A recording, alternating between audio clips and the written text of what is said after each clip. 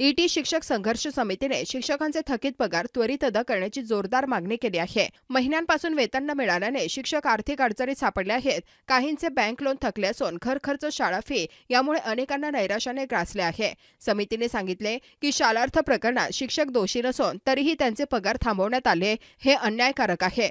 दोषी अधिकारी शिक्षा मिळावी पण शिक्षकांना वेतन मिळाले पाहिजे अशी समितीची ठाम भूमिका आहे।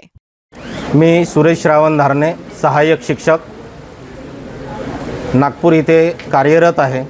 मागील 6 महिन्यांपासून शिक्षक विभागात जो घोड सुरू आहे त्याबद्दल शिक्षकांच्या वेदना सांगण्यासाठी आज शिक्षण उपसंचालक नागपूर इथे आम्ही आज सर्व शिक्षक पाणी पाऊस असून सुद्धा आपल्या शरीराची तडमड बघता, कुटुंबाची वेदना बघता या ठिकाणी उपस्थित झालेले आहे। यासाठी मागील 6 महिन्यापासून शिक्षकांचे पगार का बरं बंद आहेत, त्यानंतर जो शालार्थ आयडी प्रकरण जे सुरू आहे याबद्दल चौकशी सुरू असताना ही चौकशी का बरं लवकरात लवकर संपत नाही आहे, यामध्ये काही अजून घोड आहे का किंवा दुसरा अजून काही मार्ग आहे का? कारण 6 महिन्यापासून एखाद्या व्यक्तीचा पगार थांबवणं म्हणजे त्याच्या कुटुंबावर आघात करणं हा प्रामुख्याने सरकारचा घात आहे का? 6 महिन्यापासून वेतन बंद आहे। नागपूर विभागातील सर्व शिक्षकांचे पगार बंद असल्यामुळे हा वेतन, हा निधी सरकारने कुठे दुसरीकडे वळवलेला आहे का?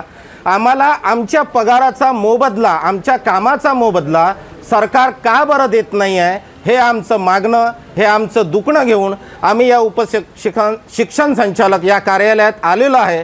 परंतु या ठिकाणी आज सोमवार असून सुद्धा अधिकारी उपस्थित नाही आहे। ज्या अधिकाऱ्यांनी आमचे निवेदन घेतलेले आहे ते अधिकारी उत्तर द्यायला सक्षम नाही आहेत। तर आम्ही उत्तर मागायचे कुणाला?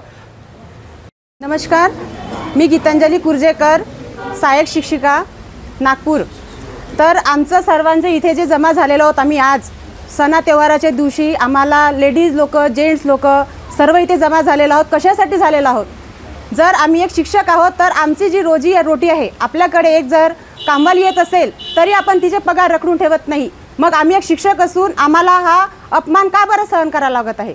मी शासनाला असं विचारत आहे की आमचं पगार केव्हा सुरू करणार आणि आमचे रखडलेले वेतन जे आहे ते तत्काळ सुरू करण्यात यावे आणि आमची जी व्यथा आहे ते शासनाने समजून घ्यावी।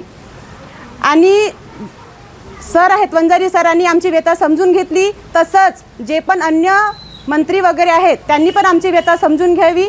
आम्ही जे आमची शालार्थ वगैरे आहे किंवा जे आमची शैक्षणिक पात्रता आहे ते पूर्ण करून इथे आलेलो आहोत। जे पण बोगस असं नाव आम्हाला दिलेलं आहे ते आम्ही बोगस नाही। आमची सर्वांची इथेच आत्ताच चौकशी करण्यात यावी। आम्ही सर्व सक्षम आहोत। आमची चौकशी जर झाली आणि आमच्यात जर त्रुटी वाटली तुम्हाला तर आम्हाला जे पण शिक्षा असेल ते देण्यात यावी। आणि जर बोगस आमचे जवळ सर 5 महिन्यापासून किंवा 6 महिन्यापासून पेमेंट झालेले नाहीत। प्रत्येकाचा परिवार आहे, प्रत्येकाचा हप्ता म्हणजे EMI वगैरे आहेत, घर परिवार आहे। आम्ही आमचं घर कसं चालवायचं? आज आमचे कोणाचे मिस्टर वगैरे काम करत नाही, त्यांनी चला शिक्षक वगैरे आहे, आपली जी एक बाई आहे आम्हाला आमच्या मिस्टरांनी किंवा आमच्या घरच्यांनी इथपर्यंत पोहोचवलेलं आहे। आमचं परिवार आम्ही कसं चालवायचं, EMI कसे द्यायची आणि घर कसं चालवायचं? आम्ही काही आंदोलन करण्याला तुमच्या मागणी पुढे नाही गेलो ना? आम्ही म्हणजे 2-4 ठिकाणी आंदोलन वगैरे केलं नाही, फक्त आम्ही एक निवेदन वगैरे दिलेलं आहे।